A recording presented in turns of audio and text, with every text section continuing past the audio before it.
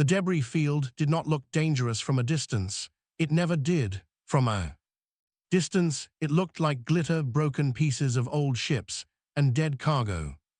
Pods catching the light of a dim star, drifting slow and quiet in the black. It was only when you flew into it that you understood how much weight was moving, how much of it was sharp, and how little of it cared about you. Darren Hale had been flying into debris fields like this one for 6 years. He was not reckless, he was just willing to go where other people were not, which was the only reason salvage work on the outer edge of Confederation space paid.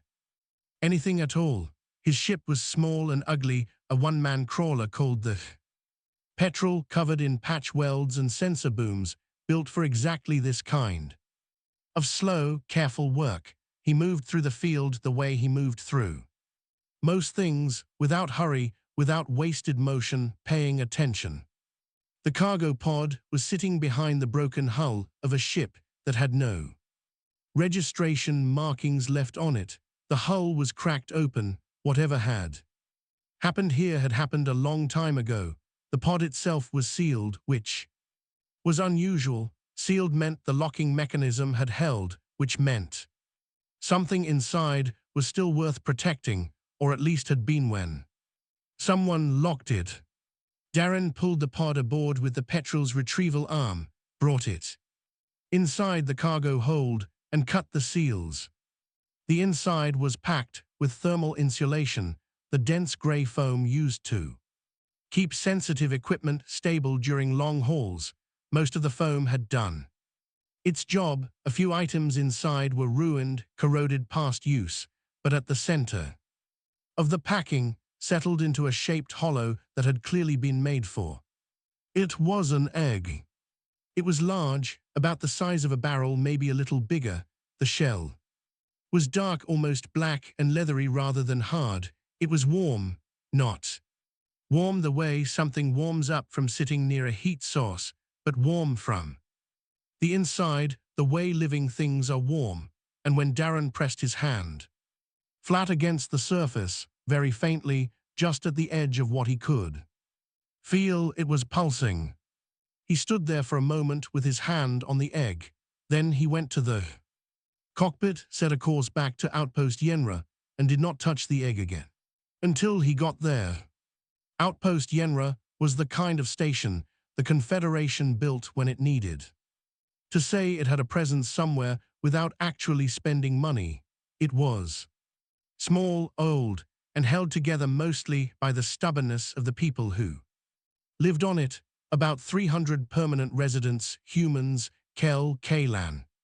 A handful of Drevali scholars who seemed to have ended up there by accident and never left.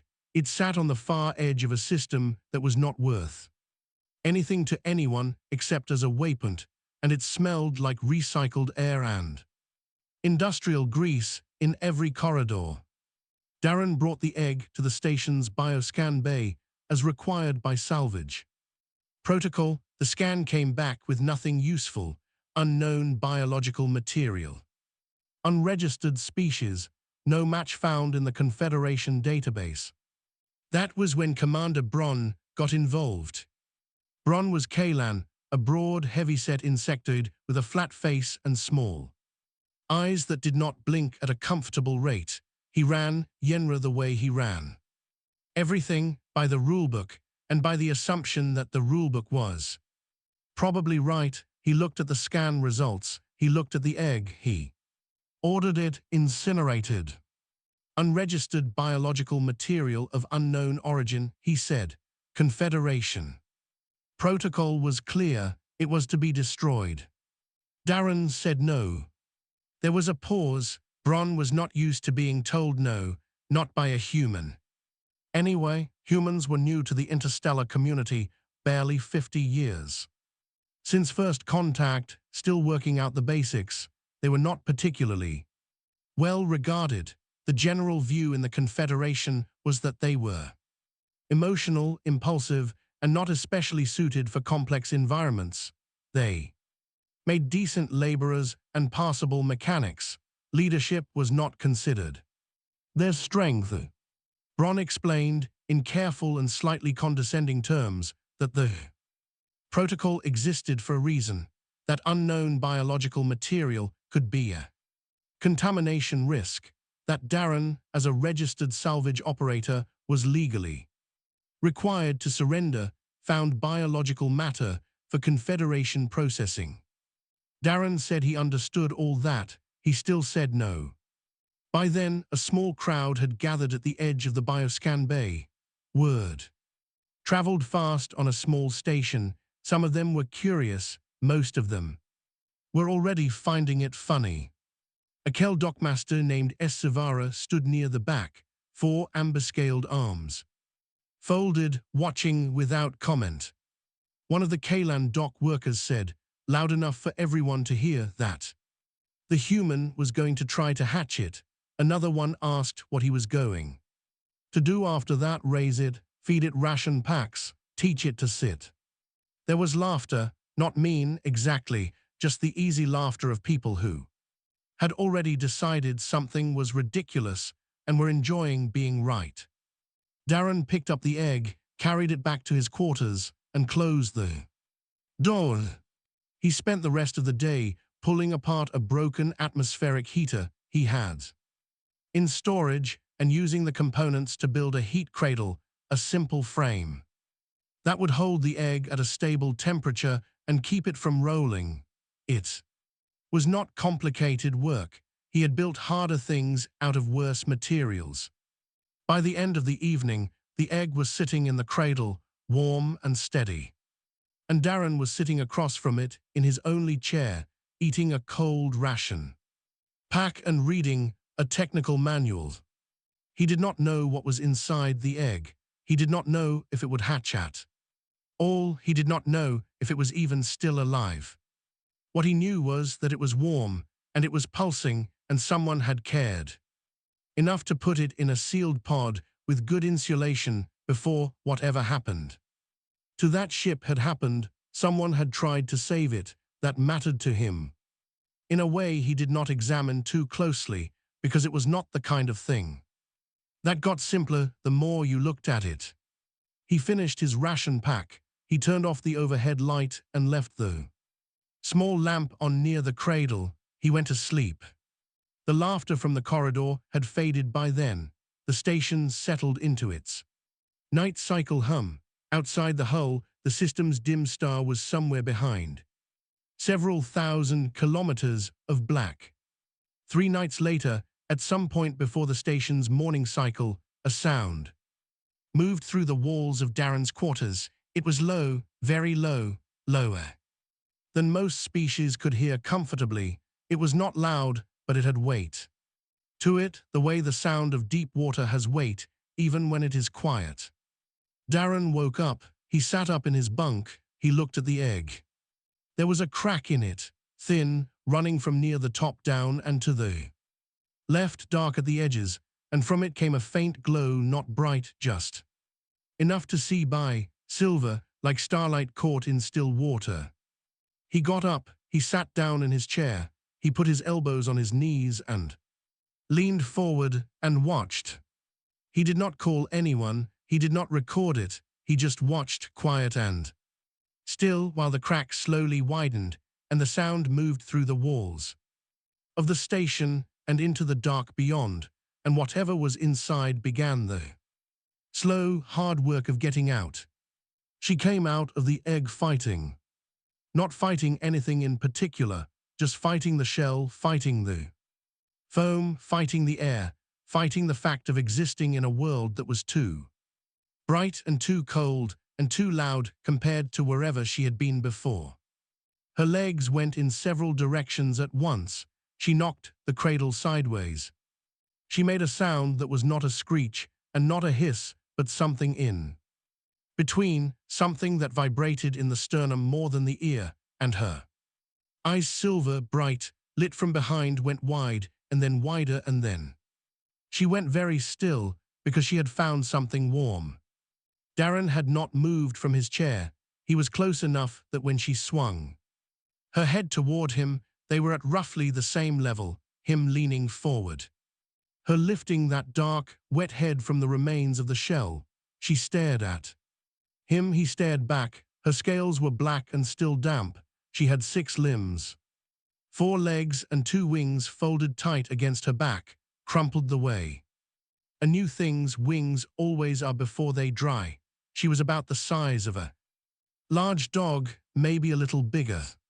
For a long moment, neither of them moved. Then she made a different sound, quieter, lower, and she walked straight across the broken shell and the overturned cradle and pressed her head against his leg and held it there. Darren put his hand on the back of her neck, the way you would settle something small and frightened. She stopped shaking. He named her Rin, not after anything. It was just the word that came to him. When he looked at her, and she responded to it from the first day, so it stayed. The station did not take the news well. When people on Yenra heard that the egg had hatched, they came in shifts to look, first the curious ones, then the alarmed ones, then the ones who wanted to record it and post it to the Confederation network feeds. Within 2 days, footage of Darren sitting on the floor of his quarters feeding Rin small pieces of processed protein paste from his fingers was moving across 3 different network feeds. The captions were things like "human raises," "stray lizard calls it family," and "watch what happens when you let a human find something sharp," and simply "someone help this man." It was funny to a lot of people. Darren knew it was funny to a lot of people because he could hear them laughing in the corridor outside his door. He did not particularly care. He was busy. Rin needed feeding every few hours in the first weeks. She needed warmth. She needed to be kept from chewing on the petrol's power cables, which she found interesting for reasons that were never made clear. She needed to learn where the edges of things were, the edge of the bunk, the edge of his patience, the edge of what sounds were acceptable to make it the 3rd hour of the night cycle. She was not easy. She was curious about everything, and she was fast, and she did not respond well to being told no the first time. She responded fine to being told no the 5th time, consistently, every time. Without anger. Darren had learned that about her early. She was not testing him. She was learning the rules. She just needed them said more than once to believe they were real. He taught her the rules. She learned them. That was how it went.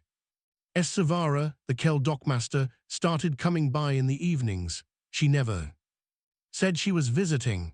She would find reasons, a docking report to drop off, a maintenance question about the petrol, but she would always end up staying a while, watching Rin from across the room with a careful expression. That was not quite the laughter everyone else had. Darren never asked her about it. She never explained. 8 months after the hatching, a ship arrived at Yenra that had not been scheduled. It was a Confederation registry vessel, Klein, official, flying the white and gray markings of the Bureau of Biological Classification. A team of 3 came aboard, led by a tall, gray-skinned Drevali named Oven. He was old, his fingers were very long, and he moved carefully, the way old people do when they are aware of their own fragility. He asked to see the creature. Darren let him in. Rin was at the far end of the quarters, watching. She had grown. She was twice the size she had been at hatching now, and her wings, which had dried and extended properly after the first week, were folded against her back with easy control. Her silver eyes tracked Oven from the moment he stepped through the door. Oven looked at her for a long time without speaking. His 2 assistants stood behind him with scanning equipment they did not use. After a while, Oven turned to one of them and said something in a language Darren did not speak. The assistant went pale. Then Oven turned back to Rin and said, very quietly, to no one in particular, "A Varath, it is actually a Varath." Darren asked what that meant. Oven explained, in the careful way of a man choosing every word, that the Varath were a species believed to have been extinct for 300 years. They had been used as weapons in a conflict called the Silence Wars, bonded to riders capable of projecting focused energy that could unmake solid structures. Every known Varath had been killed when the wars ended, either in the fighting or afterward by the winning side, who wanted no more of them. No eggs had been found, no breeding populations had survived. For 300 years, the species had been a historical footnote. Until now. Darren said, "All right." He asked what happened next. What happened next was that Owen told him, with genuine regret, that under Confederation biological law, a specimen of a critically significant extinct species was required to be remanded to Bureau custody for study and preservation. Darren said no. The room changed when he said it, not because of what he said exactly, but because Rin had heard the word custody, or perhaps she had heard something in Owen's tone, or perhaps she simply felt the shift in Darren, and the sound she made was not the quiet low rumble she made when she was calm. It was something else, something that came from further down in her chest, something that did not have a clean translation in the frequency ranges most species used to communicate. The far wall cracked, not broke, cracked, a thin split running down the panel from ceiling to floor, like a line drawn by a careful hand. Everyone in the room went very still. Darren put his hand on Rin's neck. The sound stopped, the silver in her eyes dimmed back to its usual soft glow. He told Owen, without raising his voice, that Rin had been found in salvage and was registered under his crew manifest as a bonded biological dependent, which placed her under Confederation salvage code rather than Bureau law. He told him that if the Bureau wanted to dispute that registration, they were welcome to file a legal challenge. He told him it would take about 4 years to work through the court system, and he was willing to wait.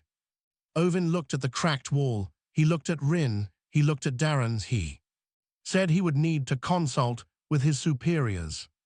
He left with his team. He did not use the scanning equipment.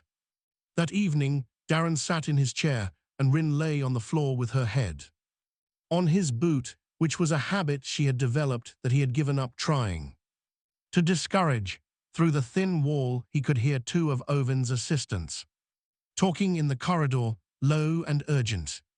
Later, when the night cycle had settled in and the station was quiet, Savara knocked on his door. She came in and stood looking at the cracked wall panel. For a while, then she looked at Rin, then she looked at Darren. She said, "You know they are not going to let this go." He said he knew. She asked what he was going to do. He said, "The same thing I was doing before they got here." She left without saying anything else, but she did not look like she found it funny anymore.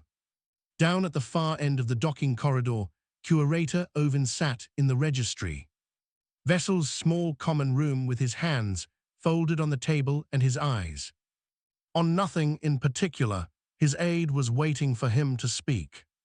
Eventually, Owen said, "The bond has already set. It set the night of the hatching. We cannot break it without killing the animal." His aide asked what happened if they killed the animal. Owen was quiet for a long time. He said, "Go back and look at what happened to the last wall it looked at. Then imagine what happens if you take away the only thing in the galaxy it trusts." He did not say anything more after that. His aide did not ask. 3 years is a long time in the outer lanes, long enough for a dragonling the size of a large dog to grow into something that did not fit comfortably in any room on Outpost Yenra, and so Darren had moved on. He had traded this petrol for a slightly larger vessel, a mid-range hauler he called the same deal, which told you everything you needed to know about his feelings on names, and he had set himself up out of Kadrith Hub, a larger trade station. Near the edge of the Kadrith expanse, it was noisier than Yenra and less personal, which he did not mind. It had a large external docking bay with open access to space, which mattered because Rin needed room. Rin was 20 meters from nose to tail now, her wingspan when she stretched. It fully was wider than the same deal was long. Her scales had deepened from wet black to a dark that caught light differently depending on the angle. Sometimes blue-black, sometimes the dark green of deep water. She was still growing, though more slowly than before. Her eyes were silver and clear, and she watched the world with an attention that most species found unsettling. Once they understood it was not passive, she was not just looking, she was reading. She could not speak in the way most beings spoke. She had no mouth structure for it and no apparent interest in trying, but she communicated in resonance. Low vibrations that moved through whatever she was in contact with, through floors and walls and the bones of anyone standing close enough. Darren had spent 3 years learning to read those frequencies the way you learn a language, by living inside it. The differences were subtle and they had taken time, but he knew now when she was curious, when she was satisfied, when she was annoyed, and when something had frightened her, which was rare and which he took seriously when it happened. Life in the Kadrith expanse had a routine to it. Darren ran long-haul cargo routes, the kind that other haulers found unprofitable because the distances were too long or the terrain too difficult, with Rin flying alongside, or when the cargo bay was too heavy, simply carrying the whole hauler in her forelegs. Through the worst of the transit corridors, the routes became manageable. He charged a fair rate, he delivered on time, he did not advertise.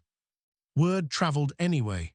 In the outer lanes, known pairs were known, people who moved cargo talked. What they said about Darren Hale was usually brief, reliable. Quiet does not bargain, comes with the dragon. People who had not heard of him before and heard that last part would often laugh. People who had seen Rin did not laugh, they just noted it down and moved on. The network feeds still ran clips of them. The early ones from Yenra, the ones of Darren feeding a hatchling from his fingers, still circulated on the humor channels. Newer ones appeared, sometimes someone filming from a port window as Rin landed or launched, or a docking crew trying to stay calm while 20 meters of black-scaled dragon settled on the external platform. The captions had evolved, but the tone had not. The human and his pet, the man who thought he could raise a weapon, the odd pair of the outer lanes. It was warmer than it had been, mostly more amused than contemptuous, but it was still a joke to most people. Darren had no reaction to it that was visible. He did not complain about it, and he did not seem hurt by it. He simply continued doing what he was doing, which was working and feeding Rin and sleeping 6 hours a night and reading technical manuals in the evenings.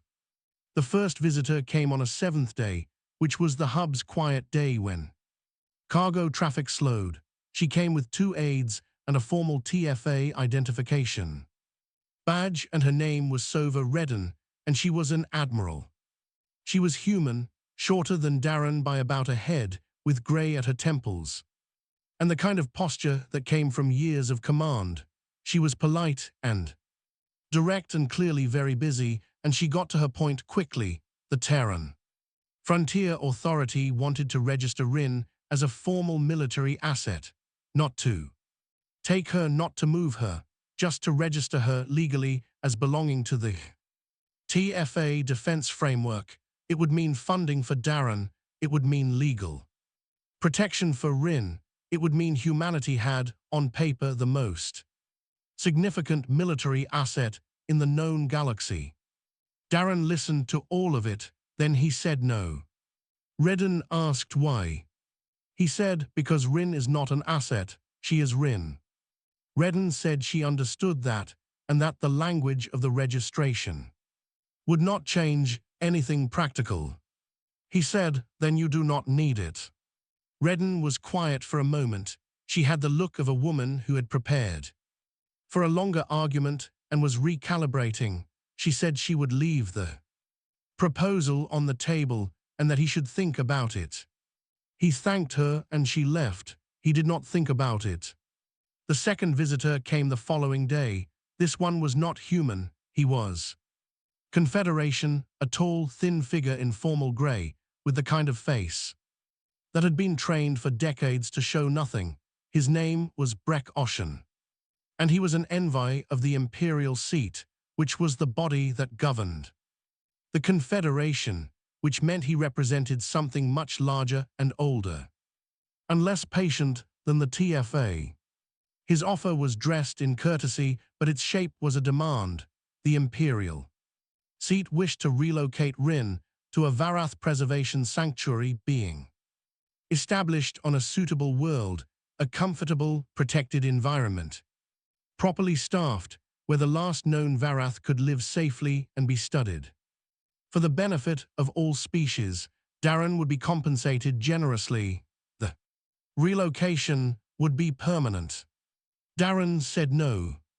Oshen did not accept this as smoothly as Redden had. He said, with the careful precision of a man who thought he was being tactful, that while he understood Darren's emotional attachment to the animal, the galaxy's responsibility to a species this significant could not be held hostage to one person's personal relationship, he said that a human with the greatest respect was not an appropriate long-term caretaker for a creature of this magnitude. He said the greatest respect in the particular way that meant he had no respect at all. Darren looked at him for a long moment. He did not raise his voice. He did not change his expression. He said, she is not going anywhere. Then he held the door open. Rin had been on the external platform the whole time, visible through the bay window. While Oshen had been speaking, a sound had begun, barely audible, felt more in the chest than heard, and the window glass had developed a very fine pattern of vibrations along its surface, not cracking, just trembling, in a slow, steady rhythm. Oshen had noticed, his aide had noticed, they had said nothing about it. That night, after the station noise had settled, Darren went out to the external platform. It was not fully open to space. There was an atmosphere field holding the air in, but it was large and cold, and you could see the stars without a hull between you and them. Rin was lying along the platform edge, the way she did when she was thinking about nothing in particular. He sat down against her side, which was warm in the way that living things were warm, and he talked to her the way he always had, plainly, without performance. He told her about both visitors. He told her what they had wanted. He told her his answer had been the same both times, and that it was going to stay the same. Rin's resonance shifted while he was talking. It went through several registers that he had learned over 3 years: curiosity, then something like irritation, then the long, slow frequency that he had come to know better than most things in his life. It meant something in the range of, I know, or maybe I already knew, or maybe just, yes. He stayed out there until the hub's night cycle deepened and the cold got into his jacket. Then he went inside. In his quarters, he found a message on his terminal from Oshen. It was addressed to the Imperial seat and had been sent to him in error, or perhaps not in error. It said, the bond is deeper than any historical record suggested. The creature shows physiological responses to the human state that indicate full neural integration. If she is mobilized willingly or otherwise, I cannot predict the scale of what follows. I strongly advise against forced intervention. The legal approach will take years. I am not certain we have years. Darren read it twice, then he deleted it and went to bed. Outside on the platform, Rin lay under the stars and watched the traffic. Of the outer lanes moved by in the dark small lights, slow and distant. Going about their business, she did not move, she did not make any sound. She just watched, the way she always watched, reading the world the way. The world had never quite learned to read her. The distress signal came in on a frequency that most cargo haulers did not bother to monitor, a low-band emergency pulse from a survival pod, the kind that triggered automatically when a station's main systems failed. The pod was small, its power cell had maybe 18 hours left. It was drifting in the outer belt of a system called Vardy's 9, which was not on any major trade route, which was probably why no one had answered it yet. Darren answered it.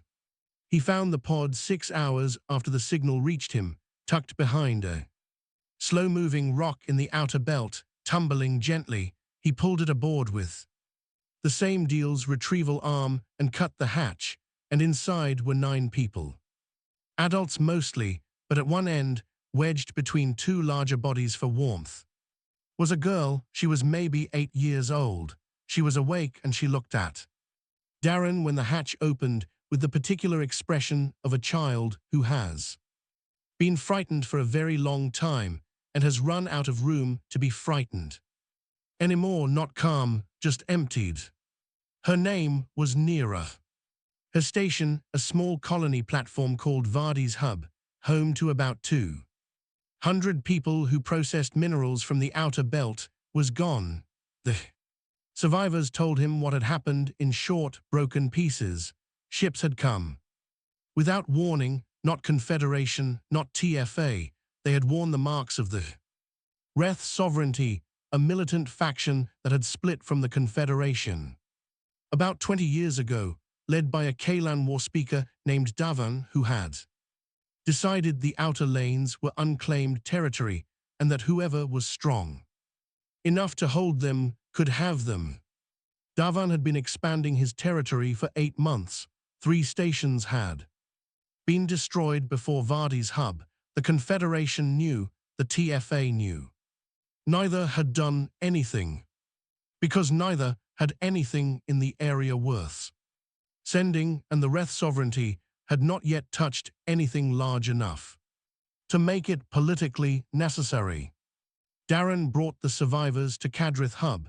It was the nearest station of any size, and it had medical facilities, which several of the 9 needed badly. He brought Nira aboard the same deal, while the others were helped toward the medical bay. She did not want to go with strangers. She was not causing trouble. She just stood at the edge of the ramp and would not move, and there was nothing in her face that responded to gentle words from the hub's staff. Darren did not push. He let the staff go ahead and sat down on the ramp near her and waited. After a while she came aboard. She walked through the hauler slowly, looking at everything: the cargo hold, the small galley, the cockpit, then the bay door that led to the external platform. Rin was outside. She had her head turned away, watching the outer lanes, and she was enormous and black and absolutely still in the way that large predatory things were still when they were resting in the atmosphere field of the open platform. Her scales caught the light of the nearby star and turned faintly blue. Nira looked at her for a long time. Then she walked out onto the platform, crossed the space between the ramp and Rin's flank, and sat down against it. Rin did not move. She did not make a sound. She just allowed it, which was something she did not allow with most people, and which Darren watched through the bay door without comment. He brought food out a while later. He set it down near Nira without making her take it from him and went back inside. When he checked again, the food was gone and Nira was asleep against Rin's side, and Rin had shifted her wing just slightly, just enough to block the wind. The Confederation's response to the Reth situation came through on the hub's Public news feed that evening. Darren watched it because it was on the screen. In the galley, while he was eating, a senior Confederation spokesperson, dressed and composed, was explaining that the Wraith Sovereignty's activity in the outer lanes was a containable situation and that appropriate diplomatic and strategic measures were being evaluated. There was a word she kept using. Proportional, a proportional response, a proportional assessment, as if the destroyed stations and the dead and the 9 people in his cargo hold could be measured against something and found to weigh an acceptable amount. On the entertainment feeds that ran alongside the news, a popular commentary host was doing a segment. He was talking about the Wraith situation, and then he pivoted, because things like this always pivoted eventually, to talking about the fact that some people seem to think the human and his dragon were a relevant consideration for outer lane security. He found this very funny. He said, "What exactly is the plan? Send a man with a pet lizard to handle a military force?" He laughed. His audience laughed. It was a clean, easy kind of laughter, the kind you could have without any skin in the situation. Darren watched it for a moment, then he reached over and turned the screen off and finished eating in the quiet. The Wraith fleet's arrival at Kadrith Hub came 12 hours later. It was not a surprise. By the time it happened, the hub's long-range sensors had picked up the transit signatures 4 hours out, and War Speaker Davan had sent a hail that was less a communication and more a formality, the kind of message you sent because the rulebook said you had to, not because you expected it to change anything. He had 22 ships. Kadrith Hub had no military vessels, no weapons systems worth the name, and an evacuation capacity that would take, at the most optimistic estimate, 16 hours. They had 12. The hub's administrators activated the evacuation protocol anyway. People started moving toward the emergency transport bays. It was orderly for a while. Darren helped where he could. He got nearer to family he knew on this hub, a couple with 3 kids of their own who had been at Yenra when Rin hatched and who had always been decent to him. He told her she would be safe with them. She looked at him with that emptied-out expression that was not calm but was the closest thing to it she had. She asked if Rin was going to be okay. He said yes. She said okay, and she went with the family. He walked back through the hub toward the docking bay. The corridors were busy, people moving fast with what they could carry, the intercom running a steady low announcement of evacuation routes. He moved against the flow, steady and unhurried, and the people going the other way had to step around him. He stopped once at the observation window on the upper corridor. The Wraith fleet was not visible yet to the naked eye, but the long-range display mounted on the wall showed their positions, 22 points of light in a loose formation, closing at an angle that said, "We are not in a hurry because we do not have to be." He stood there for a moment, not particularly feeling anything, just looking. Then he continued to the docking bay. Rin was waiting at the external platform. She was standing now, not lying down, and her head was up. Her silver eyes had the brightness in them that came when she was alert, not afraid, just fully present, every sense. Forward, she tracked him from the moment the bay door opened. He walked out to her. He put his hand on her jaw, on the warm, dark scales, and she dropped her head slightly and pressed into his hand the way she had done since she was the size of a dog. The resonance she was putting out was the one that said, ready, or perhaps together. The distinction in her frequencies was sometimes fine enough that he was not always certain. He went to the suit locker near the bay access. He pulled out his EVA suit. A decent one, well-maintained, rated for long periods in open space. He had worn it in debris fields and in hard transit corridors, and twice in situations where the Petrel's hull had given him less protection than he would have liked. He put it on methodically, checking each seal the way he always checked seals. There was no plan, there was no authorization, there was no backup, no military clearance, no weapon he was carrying that would do anything at all to 22 warships. There was just the suit and Rin and the fact that somewhere in those 12 hours, no one else was coming. He climbed the short ladder to the saddle point between her shoulder blades, the place he had first sat when she was young enough that it was barely higher than his waist. It was quite high now. He clipped his tether lines to the anchor points she had allowed him to attach there when she was about a year old, which she had examined carefully before she let him fix them in place, and had apparently decided were acceptable. The atmosphere field of the platform held until he gave the signal. Then it dropped and the air went, and there was nothing between them and the black. Rin launched, not slowly. She moved the way she moved when she was not thinking about being watched, which was the way water moved through a gap. All direction and no waste, and the hub dropped away behind them, and the stars came in from every side, and ahead of them, still invisible to his eyes but registered by his suit's navigation display, 22 lights were coming. He checked his suit seals one more time, habit. Then he settled in against her neck, felt the steady pulse of her warmth through the suit's material, and they flew toward the fleet in the silence. That space actually was, without drama, without announcement, the same way they had flown into every debris field and difficult corridor and long hall since the beginning. Just the two of them, going where they needed to go.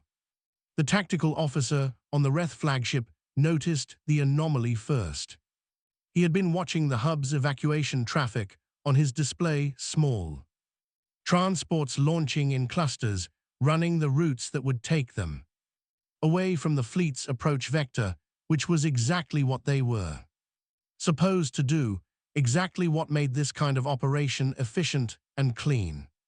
No resistance, no military response, just a station emptying itself out so the Wrath sovereignty could take it without the mess of fighting over it. Then something appeared on the sensor display that did not match anything in the evacuation traffic. It was biological, not mechanical. It was large. Very large, larger than anything biological had any reason to be out in open space. It was closing on the fleet from the direction of the hub at a speed that should not have been possible for something without drive engines. He ran the classification scan 3 times. All 3 came back: species unknown, threat assessment, insufficient data. He brought it to the attention of War Speaker Davan. Davan looked at the display. He looked at the biological reading, the size, the speed, the heat signature that burned like something that generated its own fire. He looked at the small secondary reading moving alongside it, barely registering on the sensors.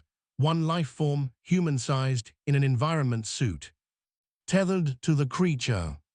He said, "Is that the human and his dragon?" One of his crew said, "It appears so, War Speaker." Davan looked at it for another moment. Then he laughed. It was a genuine laugh, not the performed laugh of someone making a point, but the real one that comes when something strikes you as actually completely absurd. Several of his bridge crew laughed with him. The feeling on the flagship bridge was something between amusement and relief. Because this was the resistance. This was what Kadrith Hub had sent at 22 warships, 1 man and an animal. Someone said, "They sent a lizard." They actually sent a lizard. The laughter ran around the bridge a second time.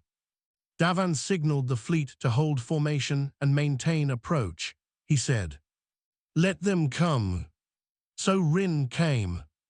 In open space, without gravity, without the weight of atmosphere or the limit Of ground, she was something different than she was on a platform or in a bay.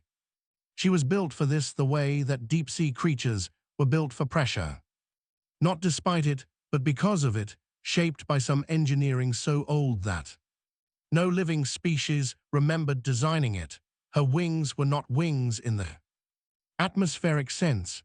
They were stabilizers, angled surfaces that let her control direction in the vacuum with a precision that no mechanical ship could match. Without a dedicated attitude system, she moved in long, fluid curves, and she was fast, faster than the fleet's initial sensor reading had conveyed, because speed in space was different from speed in a gravity well, and she knew it in a way that was older than knowing. Darren stayed low against her neck, tethered, one hand flat on her scales. He could feel her through the suit, the warmth, the resonance, the particular frequency she put out when she was focused, not tense, just present. He did not say much. He had been talking to her for the last 20 minutes of the approach quietly, the way he always did, telling her what they were going toward and what he wanted, which was that no one inside those ships should die. She had given him the low rumble that meant, "I heard you." The first Wraith ship was a mid-size escort vessel at the left edge of the fleet formation. Rin did not charge it. She came around it in a wide arc, which the ship's pilots tracked and tried to respond to, but she was not moving the way any weapon they had trained against moved, and by the time they had adjusted their tracking, she had closed the arc and was underneath them, and the sound she made came up from below. It was not a roar, it was lower than that, much lower. It was the same frequency she had used in Darren's quarters on Yenra when she cracked the wall panel, the frequency she had learned to control in the years since. To focus, to aim. The old records called it a resonance lance, which was a descriptive enough name for what it did. It found the frequency at which the hull composite of the escort vessel resonated, and it matched it, and when two things vibrate at the same frequency and one of them is pushing, the other one comes apart. Not explosively, not in fire. The welds failed, the panel joints opened. Structural members inside the hull separated from their mounts in a long, slow cascade, like a building settling very quickly. Every sealed system inside remained intact. The life support stayed on. The crew compartments held, but the ship was not going anywhere. It was, effectively, a very expensive and complicated box floating in space. The crew inside were shaken and frightened, and completely unharmed. Darren had asked her not to hurt anyone. She had listened. The second ship tried to fire on her. The energy weapons found their mark. She was large enough that missing her was the difficulty, and the shots hit her flank and she banked hard away, and Darren held the tether and felt the impacts through her body as a kind of shuddering, not pain, or not only pain. Annoyance. The resonance she put out in the few seconds after being hit had the quality of something that had just been told no in a tone it did not appreciate. She came back around and did to the second ship what she had done to the first, then the third, then the fourth and the fifth together, because they had moved close enough to each other that the resonance of the first found both. On the flagship, the laughter had stopped.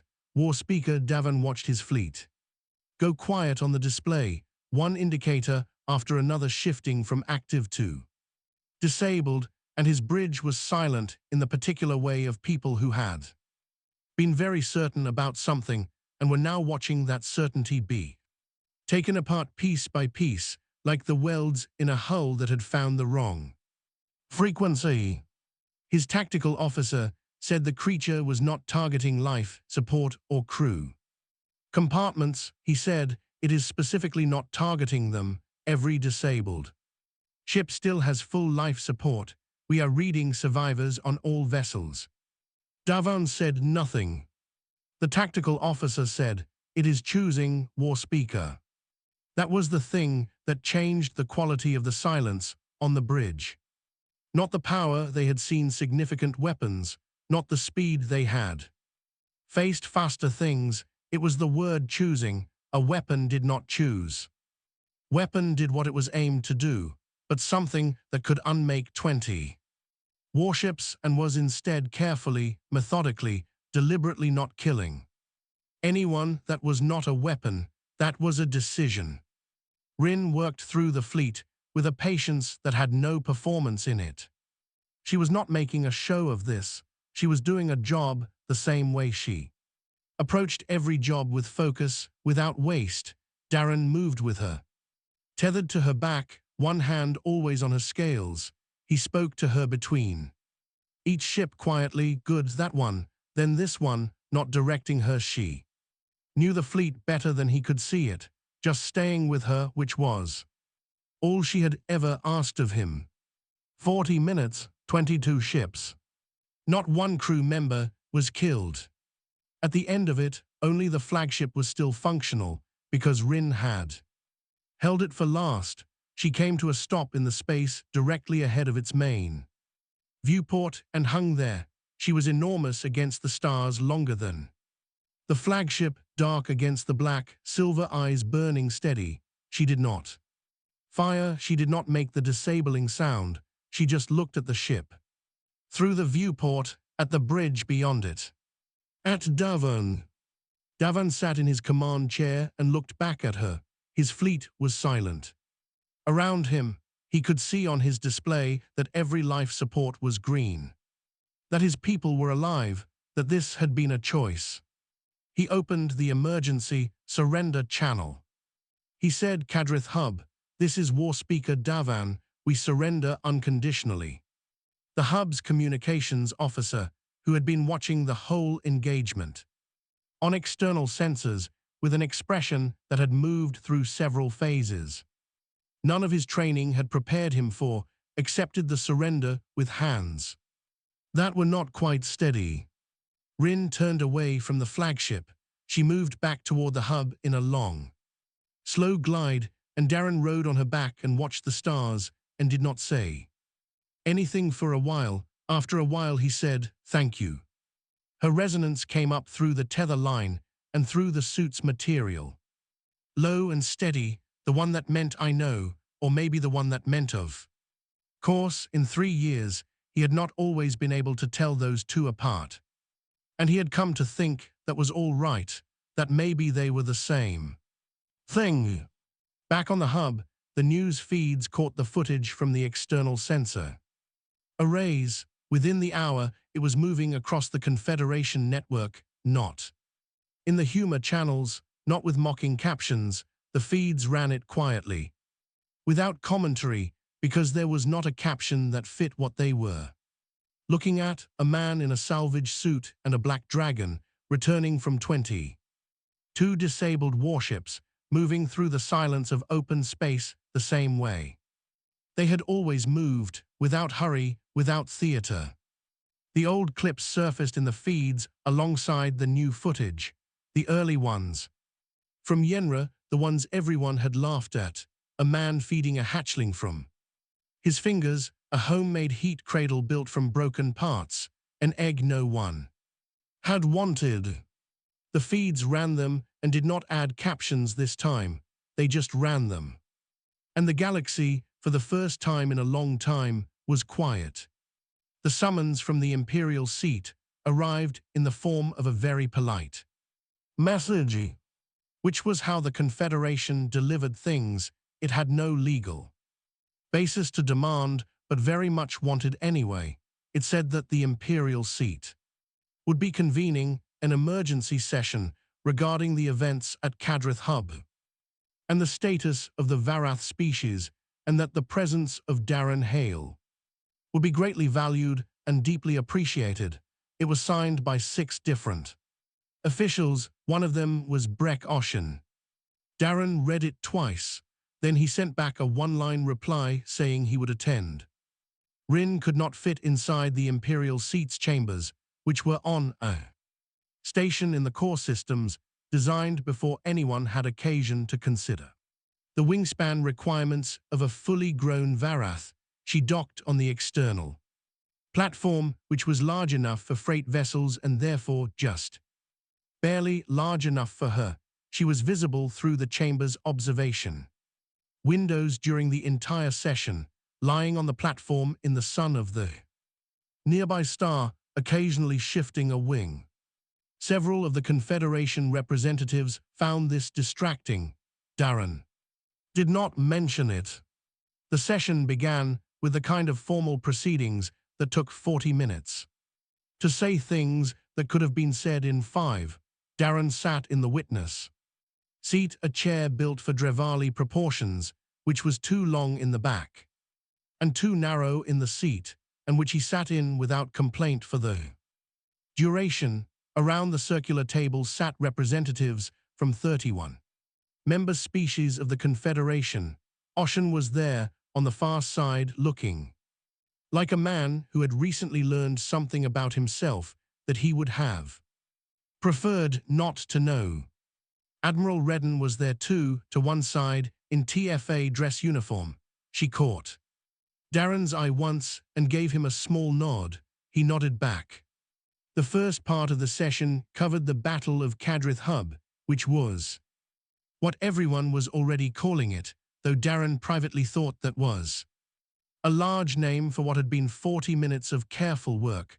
The committee's review of the sensor data had confirmed what the hub's communications officer had reported: 22 Reth sovereignty warships disabled, 0 fatalities. On either side, 1 unconditional surrender. They ran the footage 3 times. The third time, the chamber was very quiet. A representative from the Kalan bloc asked formally how it was possible that the creature had been able to identify and avoid life support and crew compartments in real time across 22 separate vessels with no apparent sensor technology. Darren said, "She is not a weapon. She did not need sensor data. She did not want anyone to die." There was a pause. The representative said, "But how did she know where they were, the crew compartments?" Darren thought about it for a moment. Then he said, "She knew where they were, the same way you know where someone is when they are in the same room as you. She felt them." The chamber took a while with that. The second part of the session was procedural. The Imperial seat formally recognized the Varath-human bond as a protected status under Confederation law, which meant no governmental or military body could claim ownership of or authority over a bonded Varath without the full consent of the bonded human. It passed unanimously, which surprised no one, because the alternative was explaining to Rin why the vote had gone the other way. There was also a formal apology from the Imperial seat for the attempted seizure of Rin at Outpost Yenra 4 years prior. It was written in the careful, measured language of institutions that had done something wrong and needed to acknowledge it without quite admitting how wrong. Darren accepted it without expression, thanked the chamber for the time, and asked whether there was any practical business left to discuss. There was quite a lot, as it turned out. There was the question of the Reth sovereignty's 22 disabled ships, which needed to be towed and whose crew needed to be processed under Confederation detention law, and whose war speaker Davan was currently in custody at Kadrith Hub, awaiting formal charges. Darren had no opinion on most of this and said so. He said his only requirement was that the legal processing of the Reth crews not be used as a reason to detain him or Rin beyond what was necessary. There was the question of whether other Varath eggs might exist. This one he did engage with. He said that if other eggs were found, the finder had the right to attempt the bond, and that Confederation protocol should reflect that, not override it. The committee agreed with conditions. The conditions were reasonable, and he accepted them. There was the question of Rin's future role in Confederation security. This question he declined to engage with at all. He said that what Rin did was Rin's decision and his, made together, and that they had not made any decisions yet. Oshin, to his credit, did not push on this point. He looked across the table, like a man who had developed a reliable sense of which hills were not worth dying on. The session ended in the early afternoon. Darren went out to the external platform.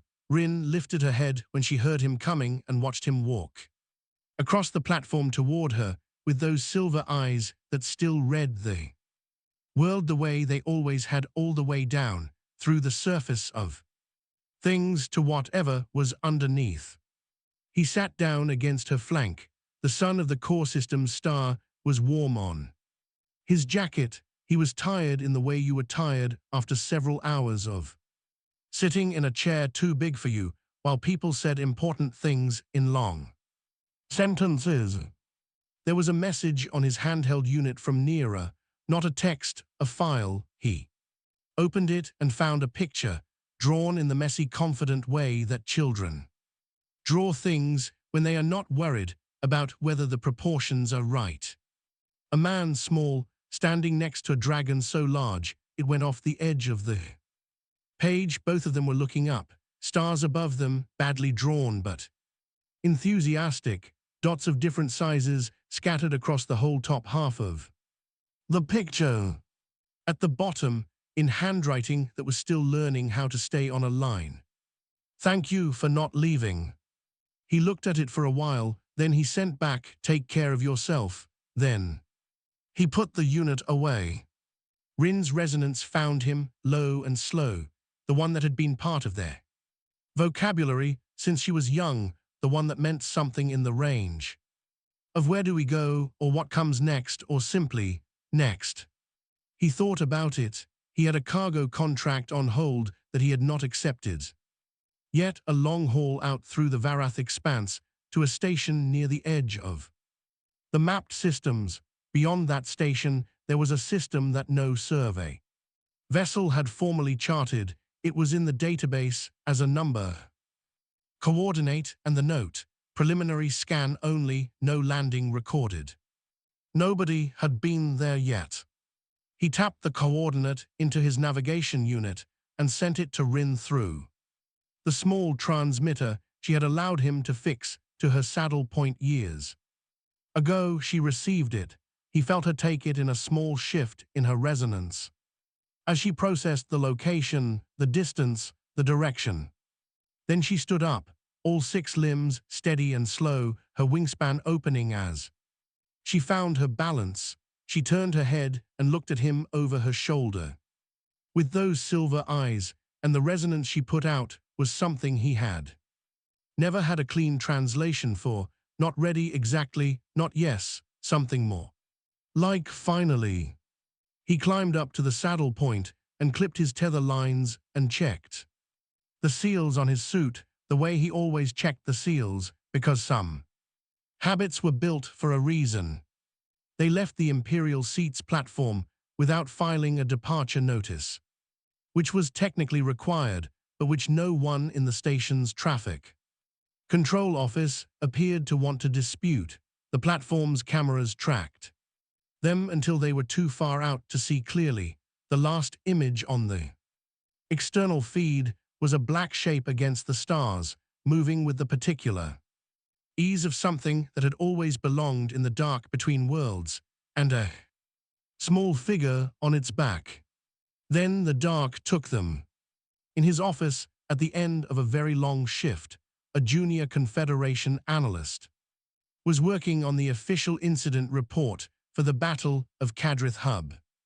He had filled in the standard fields: date, location, parties involved. Outcome: he had reached the field marked decisive asset. He sat there for a moment. He typed 1 human, 1 Varath, bond established via salvage recovery at Outpost Yenra, no military training, no authorization, no weapons. Outcome: 22 hostile vessels disabled, zero fatalities, unconditional surrender. Of Reth sovereignty forces. He looked at what he had written. In the field, marked additional notes, after a pause. He wrote, for the record, the bond was formed because the human refused to throw away an egg that everyone told him to destroy. He kept it warm with parts from a broken heater. The record should reflect this. It seems relevant. He looked at that for longer. Then he submitted the report, turned off his screen, and went home. Outside, far beyond the core systems, past the mapped lanes and the charted routes and the network feeds, and the laughter that had run for 4 years. Until it stopped, two shapes moved through the dark toward something nobody had seen yet. They moved the same way they had always moved, together, without hurry, going where they needed to go.